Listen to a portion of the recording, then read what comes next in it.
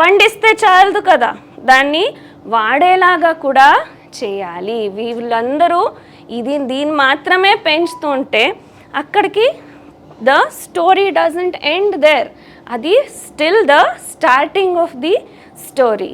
So ఇప్పుడు వరి production ఎక్కువైంది, గోధుమల ప్రొడక్షన్ ఎక్కువైంది, చెరుకు ఎక్కువగా పండిస్తున్నాం, దాన్ని వాడేలాగా కూడా మార్కెట్ని తయారు చేయాలి. సో అప్పటి వరకు ఎలా ఉన్నిందంటే, సార్ అప్పుడే ఇంట్రొడక్షన్లో చెప్తున్నారు, ఎప్పుడో ఒక పండగ వచ్చింది, ఎవరో ఇంటికి గెస్ట్స్ వస్తున్నారు, ఏదో ఒక స్పెషల్ ఒకేషన్ ఉందంటే అప్పుడే వరితో అన్నం చేసేవాళ్ళంట. మామూలుగా వేరే వేరే పదార్థాలు వాడుతుంటే ఎప్పుడైనా స్పెషల్ ఒకేషన్స్కి రైస్ వాడేవాళ్ళంట. ఆ రకంగా ముందు ఉన్నది. కానీ ఏం చేశారు, ఈ టైంలో ఒక మిత్ క్రియేట్ చేశారు, సొసైటీలో ఒక ఇమేజ్ క్రియేట్ చేశారు. ఏంటా ఇమేజు, ఈ వరి బియ్యం తినేవాళ్ళు, చెరుకుతో చేసిన చక్కెర తినేవాళ్ళు, గోధుమల రవ్వ వాడేవాళ్ళు సొసైటీలో పైన ఉన్నవాళ్ళు, డబ్బులు ఉన్నవాళ్ళు, వీళ్ళు ఆర్ ది ప్రోగ్రెసివ్ సొసైటీ. వేరే వేరే నల్ల పదార్థాలు తినేవాళ్ళు, రాగులు తినేవాళ్ళు లేబర్ క్లాస్ వాళ్ళు, వాళ్ళు పని చేసేవాళ్ళు. ఈ రకంగా కొన్ని scientific support myths were created in the society. So ఏమైంది, క్రమేణంగా ప్రతి ఒక్కరు కూడా మేము డెవలప్ కావాలి, సొసైటీలో నెక్స్ట్ లెవెల్కి మేము వీ హ్యావ్ టు రైజ్ అనే ఒక ఆశతో క్రమేణంగా మార్కెట్లో అవైలబుల్ ఉన్న ఈ పదార్థాలని వాడేదానికి మొదలుపెట్టారు. వాళ్ళు ముందు వాడుతున్న పదార్థాలు మంచివి కాదు, ఇవి కొంచెం కింద దృష్టిలో చూసి దాన్ని వదిలిపెట్టేదానికి స్టార్ట్ చేశారు. అప్పుడేమైంది, అందరూ ఇవే పదార్థాలని తినాలి అని అనుకున్నప్పుడు ఇంకో ఇండస్ట్రీకి దారి చేసింది. ఏదది, ది ఫుడ్ ఇండస్ట్రీ. సో ఈ పదార్థాలని ఉన్నట్టు తినేది కాదు, వాడేది కాదు, దాన్ని ఇంకా కొంచెం సొసైటీలో కొంచెం మార్పులు వచ్చాయి. ఏమంటే, అరే మీరెందుకు వంటింట్లో కూర్చొని గంటలు పనిచేస్తారు, మీరు కూడా క్విక్గా 2 నిమిషాల్లో వంటలు చేసేసి బయటికి వెళ్ళి అందరూ పని చేయండి, ఆడవాళ్ళు పని చేస్తే ఇంకా ఎక్కువ డబ్బులు చేసుకోవచ్చు ఫ్యామిలీకి అని ఈ రకంగా కొత్త విధానంగా బ్రెయిన్ వాషింగ్ మొదలైంది. సో ఏమైంది, ఆహారము మన వంటింట్లో చేసుకునే పదార్థం నుంచి ఏమైంది, ఎక్కడో ఫ్యాక్టరీలో ఎప్పుడో ఎన్నో నెలల ముందు ప్రాసెసింగ్ జరిగి సగం అక్కడే వంట జరిగిపోయి దానికి ప్రిజర్వ్ చేసేదానికి కొన్ని కెమికల్స్, రుచిగా అనిపించేదానికి కొన్ని అడిటివ్స్, రంగు బాగా చూసిన వెంటనే అట్రాక్ట్ అయ్యేలాగా యాడెడ్ కలర్స్, ఈ రకంగా చాలా కెమికల్ అడిటివ్స్తో దాంట్లో ఉన్న పోషకాంశాలు ప్రాసెసింగ్లో వెళ్ళిపోయి మనకు అవసరం లేని చెడ్డ పదార్థాలు దాంట్లో మిక్స్ అయ్యి పొట్నాల్లో వచ్చేలాంటిగా ఇప్పుడు తయారైంది. ఎంతవరకు అంటే ఇప్పుడు చాలా దేశాల్లో, బయట దేశాల్లో మీరు వెళ్ళి చూస్తే మన మెట్రో సిటీస్లో కూడా ఇప్పుడు అదే పరిస్థితి. ఏంటి పరిస్థితి, కుకింగ్ అనేది ఒక హాబీగా చూస్తున్నారు, నెసెసిటీ కాదు, రోజు చేసేలాంటి ఒక రొటీన్లో ఉన్న ఒక విషయం కాదు అది. అది ఎప్పుడో ఫ్రీ ఉన్నప్పుడు సండే చేసేలాంటి ఒక హాబీనో, లేకుంటే ఎవరో ప్యాషన్ ఉన్న వాళ్ళు మాత్రం వంట చేస్తారు, మిగిలిన వాళ్ళందరూ హోటల్స్లో రెస్టారెంట్స్లో తెచ్చుకొని తినేలాగా తయారైంది. ఎంత ఇంపార్టెన్స్ ఉంటుంది దీనికంటే, ఆహారాన్ని ఫస్ట్ చేసే ముందు స్నానం చేసే వంటింటి లోపలికి వెళ్ళాలి, దానికి అంత ప్రాముఖ్యత ఉంటుండింది. కానీ ఇప్పుడు ఎలా అయింది, ఎవరు చేశారో తెలియదు, ఎప్పుడు చేశారో తెలియదు, ఎన్ని నెల ముందు అది ప్రిపేర్ అయిందో. మేము ప్యాకేజింగ్ డేట్ చూస్తాం, దాంట్లో ఏముంటుంది, బెస్ట్ బిఫోర్ 2 years అని ఉంటుంది, అంటే 2 సంవత్సరాల వరకు ఉంచుకొని తినచ్చు దాన్ని అని ఉంటుంది. అలాంటి పదార్థాలని తింటున్నాము. పూజలాగా చూస్తున్న వంటని ఇప్పుడు అన్ని కెమికల్స్తో చేసుకొని ఆ పదార్థంలో, ఇప్పుడు మీరు స్ట్రాబెర్రీ ఐస్ క్రీమ్ అని తింటున్నారనుకోండి, దాంట్లో ఒక్క డ్రాప్ కూడా స్ట్రాబెర్రీది, ఒక ఐటెం కూడా స్ట్రాబెర్రీది లేదు. అంతా కెమికల్స్, ఫ్లేవర్స్, కలర్స్తో ఫుడ్ అనుకొని దాన్ని తీసుకుంటున్నాము.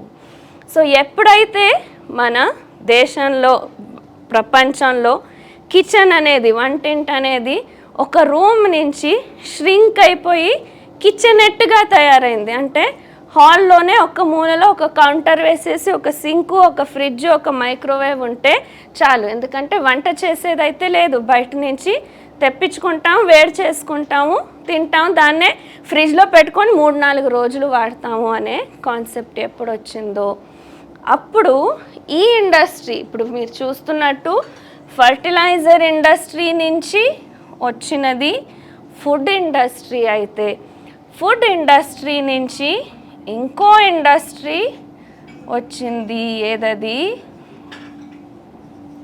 Pharmaceutical industry. సో ఒక్కదానికంటే ఇంకొకటి పెద్ద పెద్ద ఇండస్ట్రీలు, కాంపిటీషన్ దీనికి వీళ్ళే, ఇంకెవరు కాంపీట్ చేయలేరు, అంత పెద్ద ఇండస్ట్రీస్ ఇవి మనకు వచ్చాయి ఒకదాని తర్వాత ఇంకొకటి. ఎంత పెద్ద ఇండస్ట్రీ ఇది అని మీకు అర్థమయ్యేదానికి ఒక చిన్న స్టాటిస్టిక్స్.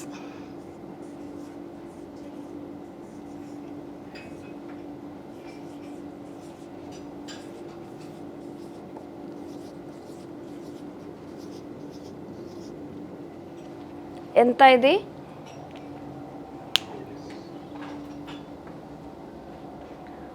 490 బిలియన్ రూపీస్ కాదు, డాలర్స్. ఏమిది?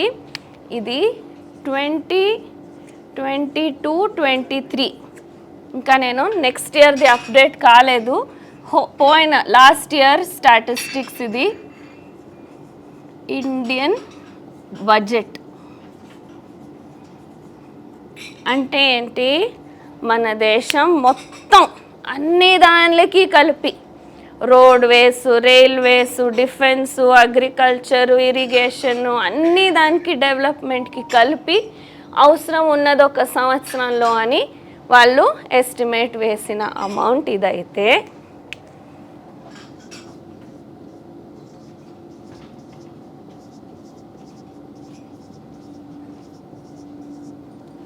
ఇదేముండొచ్చు గెస్ చేయండి? Almost double. ఇది మన మొత్తం దేశంలో ఒక సంవత్సరంలో అవసరం ఉన్న డబ్బులు డెవలప్మెంట్కి అని మన గవర్నమెంట్ డిసైడ్ చేసింటే, దానిది almost double amount 960 billion dollars. Number రాశాను, డాలర్స్ అనే రాశాను. సో మీకు అదే క్లూ వచ్చింది. ఏముండొచ్చు అది? ఫార్మా ఇండస్ట్రీది. Okay, so your guess is pharma industry generate చేసిన డబ్బులు ఒక సంవత్సరంలో అని అంటున్నారు. Any other guesses? సో దగ్గరలో ఉన్నారు కానీ కరెక్ట్ ఆన్సర్ కాదు. మీరు చెప్పింది దాంట్లో ఒక భాగం ఇది. ఏంటి అది? ఎస్, మొత్తం ఫార్మా ఇండస్ట్రీ కాదు, ఒకే ఒక రోగం కోసము ఆ సంవత్సరంలో ఖర్చు పెట్టిన డబ్బులు. ఏ రోగము? Diabetes. So the global diabetes కేర్కి ఒక్క సంవత్సరంలో 2022-23లో ఖర్చు పెట్టిన డబ్బులు ఎంత? 960 billion dollars. And concentrate on the words, చాలా ముఖ్యం ఇది. డయాబెటిక్ కేర్ అంటే ఈ ఒక రోగాన్ని, డయాబెటీస్ అనే రోగాన్ని మేనేజ్ చేసేదానికి వాడిన డబ్బులు. క్యూర్ చేసేదానికి కాదు, క్యూర్ అనే వర్డ్ మీరు ఎక్కడ వినరు. మేనేజ్ చేసేదానికి, అంటే ఈ రోగాన్ని నిభాయించుకునేదానికి ఖర్చు పెట్టిన డబ్బులు మన ఇండియన్ బడ్జెట్ కంటే ఆల్మోస్ట్ డబల్ ఉంది. ఇంకా మొత్తం ఫార్మా ఇండస్ట్రీ ఎంత పెద్దది ఉండొచ్చు అని మీరు ఊహించుకోవచ్చు. డయాబెటీస్ కంటే ఇంకా పెద్ద పెద్ద రోగాలు ఉన్నాయి, దానికంటే ఇంకా ఎక్కువ రెవెన్యూ జనరేట్ చేసేలాంటి రోగాలు కూడా ఉన్నాయి. సో అన్నీ కలిస్తే ఇది ఎంత పెద్ద ఇండస్ట్రీగా తయారైంది అనేది మీరు ఊహించుకోవచ్చు అండి. ఎలా అయింది అదే మేము ఇప్పుడు విన్న బ్యాక్ స్టోరీ. సో మీరు అనుకుంటారు ఏం కనెక్షన్ అప్ప, బాంబులతో స్టార్ట్ చేసామని. But all of this is interlinked. So మీకు ఇప్పుడు మీరు బాధపడుతున్న డయాబెటీస్ కానీ, బీపీ కానీ, కిడ్నీ ప్రాబ్లం కానీ, అన్ని దానికి మూలం ఎక్కడ ఉంది? ఈ కెమికల్ ఫర్టిలైజర్స్ నుంచి తప్పు పదార్థాలని మన ఆహారంగా ప్రమోట్ చేసి, ఇవే పదార్థాలని మేము ఎప్పుడూ వాడేలాగా చేసి, దాంట్లో ఉన్న మంచి గుణాలు కొంచెం ఉన్నదాన్ని తీసేసి ప్రాసెసింగ్ ద్వారా ఇంకా కెమికల్స్ని యాడ్ చేసి మనకందరికీ రోగాల్ని వచ్చేలాగా చేసి, ఆ రోగాల్ని మేమేమి చేయలేము, క్యూర్ అనేది ఉండదు, అవన్నీ లైఫ్ స్టైల్ డిసీజెస్, దాన్ని మాత్రం మేనేజ్ చేయొచ్చు అని రోజూ ఈ టాబ్లెట్లు మింగుతూనే ఉండండి.